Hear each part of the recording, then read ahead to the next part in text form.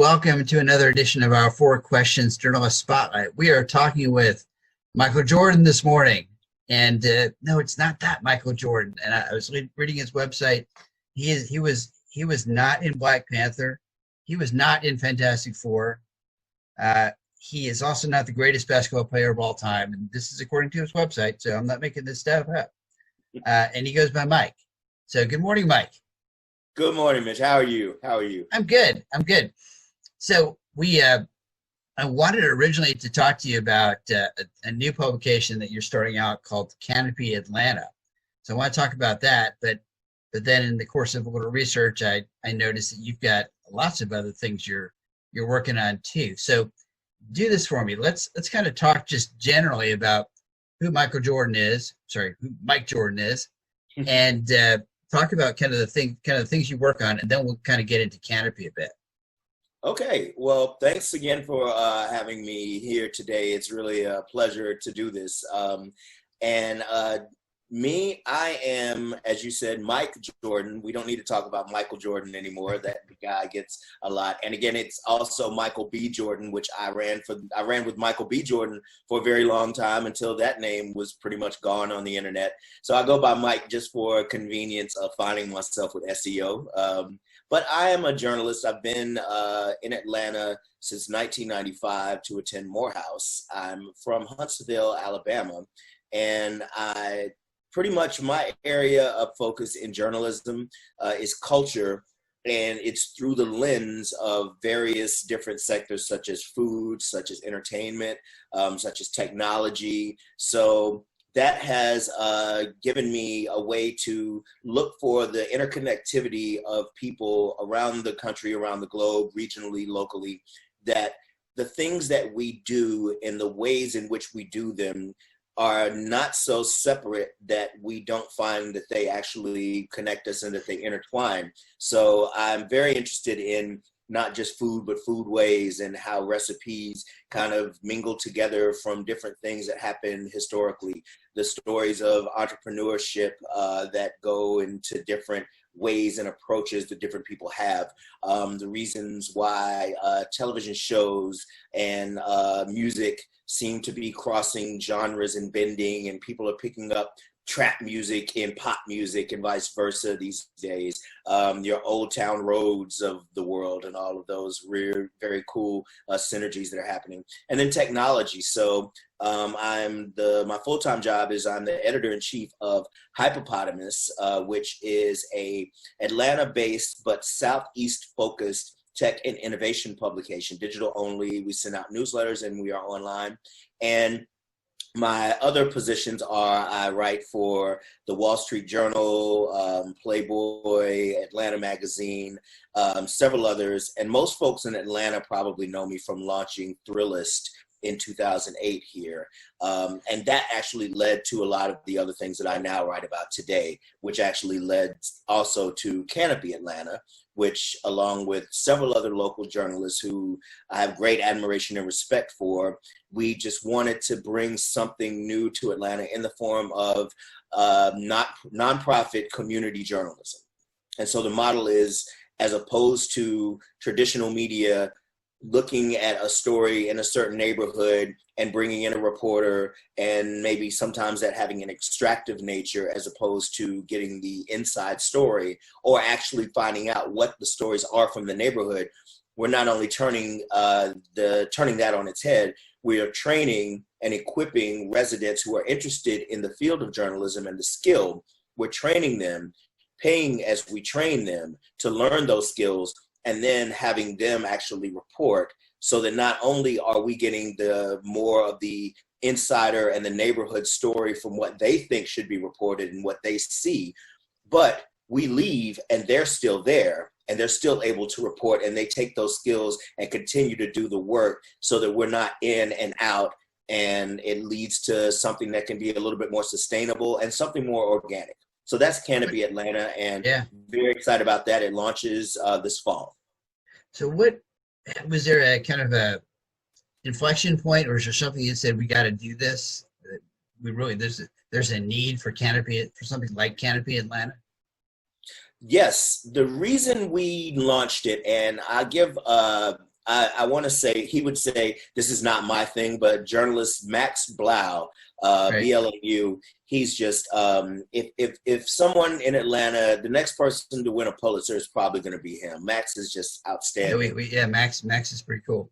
He is. Yeah. He's just, his heart's in it. He's intelligent. He's wildly talented, but he's just a really legit, complete guy. And so he went around and kind of was looking and asking, and he did a project on the Pittsburgh community and also a neighborhood called Lightning that basically is the ground underneath the Mercedes-Benz Stadium and before the Georgia Dome was built. This was a neighborhood, and it was an African-American neighborhood, and basically what happened to that and the stories that go along with, you know, when development comes in. So Max doing this project on Pittsburgh, and it was a community journalism project that ended up in the AJC. I think it was a cover story. He wanted to do more of this. And so he went around to people, and I was very honored that he met with me at E-Brick in downtown, which I believe sadly is closed because of the coronavirus pandemic. But a coffee shop, and we just talked about, you know, inequities and things that we would like to see in journalism, and, you know, whether I would be interested in something that he was thinking of. And so we got together, and it was a room full of a lot of very respected journalists here in Atlanta, not all of whom could actually get involved immediately in Canopy, because of course, when you're in journalism, there are non-competes, there are, you know, a lot of things that, you know, just even if your heart's in it, you may not be able to jump right in, but the support is there. And we all decided that, you know, something needs to be done so that as Atlanta changes, the story is captured, and it's captured telling the story of the people who are going to be most affected and who are usually have the lowest voice in the room. So it was just a project where a lot of people are passionate about, and journalists have a better inside track to this than maybe people who read and consume journalism. When you know how the sausage is made, maybe you're less likely to consume it. So we want to make better sausage in our plants. Better maybe that's the subhead. Better sausage. Yeah, better sausage. Canopy Atlanta. so Canopy, obviously, because Atlanta is a city under trees, right? Is that kind of the canopy? The famous tree canopy of Atlanta, and just the idea of coverage. And so we want to cover the city in a way that is very, again, organic, very natural to what's going on, and really looking at the 5-county metro area, thinking about places that are underserved in journalism, but deserve to actually have the folks there being equipped to make sure that they're there as a check and balance against any other type of media that may come in and say, you know, oh, there was a shooting here, or theft is on the rise, or this business is closing, which it's all news that will be reported. Right. But there are other stories besides that, and we want to make sure those are getting a chance to be heard and seen. Yeah. There's deeper stories. I mean, I've long lamented that the East Lake Clarkson area has just so many incredible stories, and it's definitely undercovered. Decatur kind of covers it, on the website, but those stories I don't think get told enough unless they're unfortunately negative stories, and sometimes they're positive, but I feel like there's so much more out of there. So you chose the West End as the focus of the first issue. Why that area first? So that was actually a decision. Choosing West End as our first story, our first issues, the inaugural package, is we were all kind of, and it was by committee, we kind of just thought about it. And West End it's got a lot of things going for it. It's a historic neighborhood. It is an area there's a lot of development being planned. There's development already happening. It's right inside the city. It has the Atlanta University Center there. I went to Morehouse. We know a lot of different people who are moving into the West End. We know that a lot of folks have been there. There's even, you look at the wave of vegetarianism and veganism and everything, the West End has had that for a very long time. Soul Vegetarian, which everyone loves and knows. Of course, it's on Highland, but it originated there in the West End. So there's just a lot of history and a lot of stories to be told. And I guess there's sort of a concern that before we build over all of this great history and have all of this shiny new glass and steel, we should make sure that we are understanding what's worthy to be preserved and what needs to be celebrated and what the issues are in that community. But it just felt like the right place and the right time to do it, because so much of what we know as the West End is in flux right now and will certainly change. The Beltline has accelerated that, and it's only going to happen faster, and we need to at least be tracking that as we go. Yeah, I mean, that's well said. I think Atlanta's probably not the only city that has a habit of paving over its history and losing track of it. Max's story about lightning was, I've been in Atlanta a long time, but I was not familiar with that community. You know, I'm familiar with what the interstates did to, you know, Summerhill and some of those neighborhoods, kind of splitting them in half and really hurting those neighborhoods back in the 60s, but hadn't heard about lightning. So but there's so much history in this town that it's nice when someone makes the effort to dig it up and shine a good light on it. So this is this going to be an online and print publication? Is that the plan? No, it'll be totally digital. Okay, totally digital. We're not looking at a print product. Okay. That's still a challenging thing, and even now, I enjoy continuing to work with some print publications. It's fun. It has that great, you know, journalistic integrity sheen to it and whatnot. But we are looking at digital, and you know, you have to also think about digital in the sense of, you know, where are people consuming media? Where are they going?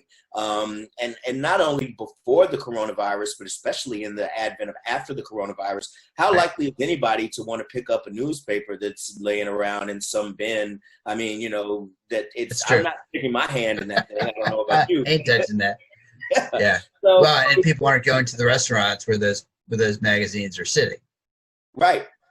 So again, you know, even I was in a hotel not long ago. I'll be honest. Like I said, I write for the Wall Street Journal, and I wanted to see if I could find a couple. I know that they have a partnership with Marriott, so I was in there trying to creep and see if I could grab a couple laying on the thing. There are no Wall Street Journals laying around in the Marriotts right now, which makes sense because, you know, who knows what's falling on those things in the atmosphere and droplets and So that's one reason. But no, we wanted to be intentional about where are people consuming media, and, you know, the saturation of smartphones, they're in everybody's hands. It's easy to deliver a newsletter. The cost is much lower.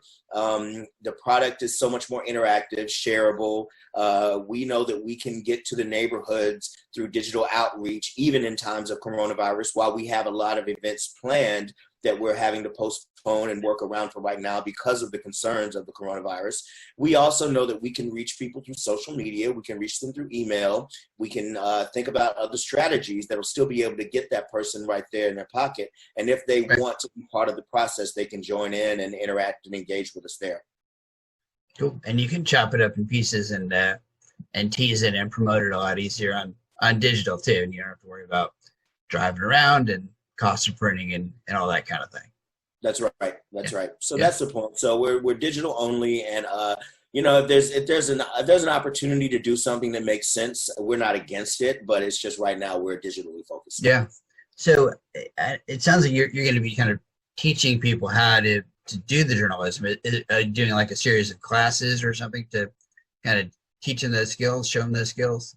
Yes, so we actually have fellows, and we are just announcing our fellows. So all of that is at Canopy Atlanta. We are on Facebook, Instagram, and Twitter. So I believe it's Canopy ATL on Twitter, but it's Canopy Atlanta on Facebook. And we have a lot of that kind of information there. So we're announcing the West End Fellows, who we've actually just selected through an application process.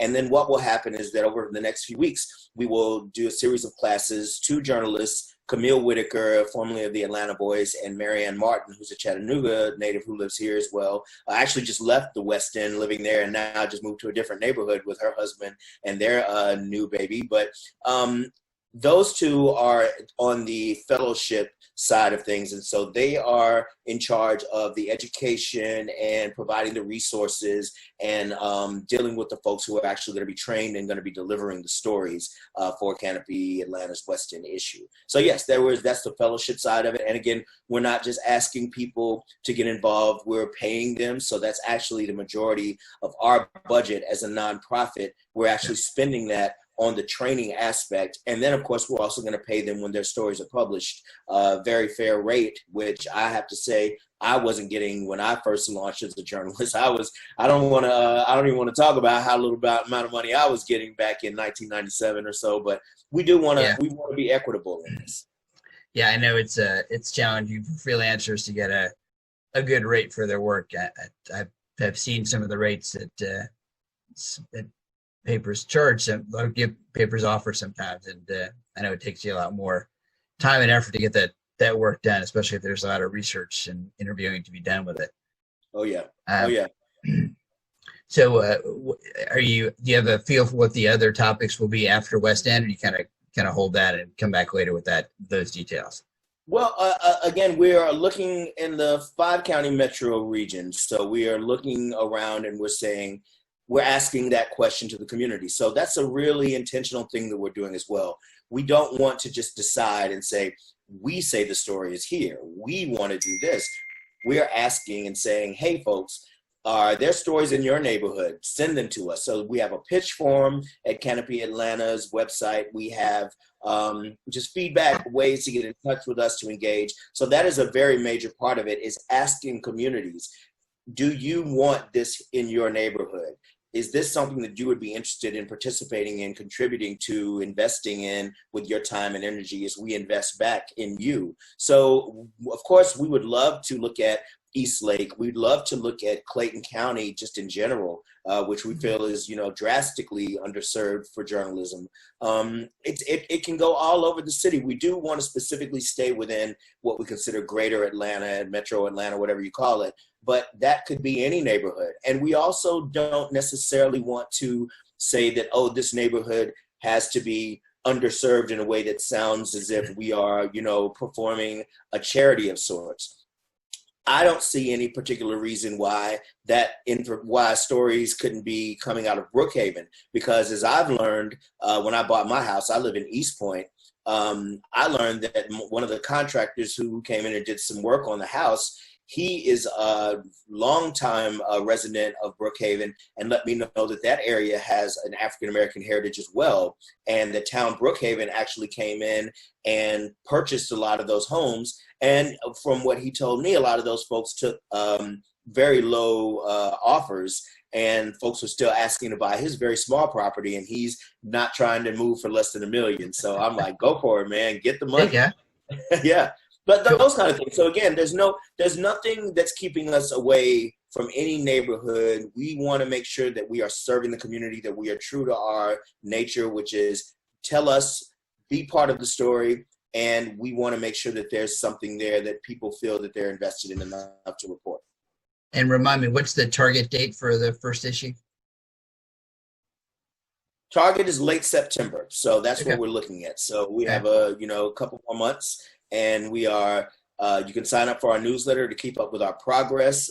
That's at canopyatlanta.org. We have our social channels. We have a lot of different programs and plannings. We're in meetings. I think there's a meeting, if not right now, it'll be tomorrow, but we have our board of directors who are keeping us in line with our goals and functions. We did a whole lot of exercises to make sure that we were set up properly, because the fun part is, of course, the journalism, and the part of actually making sure that we're going to have ground beneath our feet was the part that I think that we were very, very careful in making sure that this is not something that just comes and goes tomorrow. And that actually helped us to get the investment from partners like MailChimp and just various other foundations and funds. So we've got funding for the first issue and a little bit more. We're very rapidly getting towards our goal, but we are still accepting donations, and there's a way to donate on the website as well. Yeah, it's interesting. I've kind of seen a trend the last, year or two, three, towards more kind of, I don't know if you would call it community-based funding or nonprofit journalism. There's couple, there's some digital news sites that have popped up, which, are not necessarily operating under the traditional funding model. They're funded by grants or nonprofit sources. And as well as I do, we've seen a lot of small papers take a big hit the last couple of years, and especially this year. A lot of layoffs, especially at the smaller papers, and even some of the larger media outlets are, having to furlough and do pay cuts and whatnot. So it's great that you're able to launch this new publication in this challenging time. Obviously, you didn't plan, I'm sure, when you were concepting this, that this was going to be the time you were launching it. But it's the way our dice roll sometimes, right? Right. I mean, it certainly was unexpected, like it was for everyone. It did cause us to step back and say, okay, how does this impact the strategy? Because, it went from being, oh, okay, well, this thing is coming almost like a hurricane, to then it was, no, this is probably going to be not only part of a story going forward, but it's impactful and it changes even how we go about doing business. But it's also one of those things where I personally feel very grateful that we had done a lot of this work since late 2018, just the planning and the structural work that needs to get done to prop us up so that in this time, we're able to be, again, our feet are planted in the ground. And obviously there are, at the same time, as you mentioned, a lot of media organizations that are dealing with layoffs, that are dealing with just the traditional challenges of the advertising model, which the coronavirus certainly impacted. A lot of things that people would spend money on, they're not right now. Who knows what's going to happen in the future. But the ad revenue model is taking some hits. All types of things, that the ways that journalism had functioned previously are now looking at and being reexamined. Yeah. What we want to be there to do is we want to make sure that we're around, and as people look and say, well, what is the purpose of a nonprofit journalism model? How does that even work? And what we want to show is that one thing for sure is that not being tied to ad revenue gives us a little bit of freedom, and actually probably, we hope, will better inform the journalism that you get, because we're not beholden to making any other parties happy with what we cover. We're just legitimately sharing the news as it comes from the neighborhoods themselves. Excellent. We've been talking to Mike Jordan with a new publication in Atlanta called Canopy Atlanta. And thank you for our viewers for watching and listening in. And we'll be back next week with another edition of our 4 Questions Journalist Spotlight. Mike, thanks for being with us. Thank you very much for having me.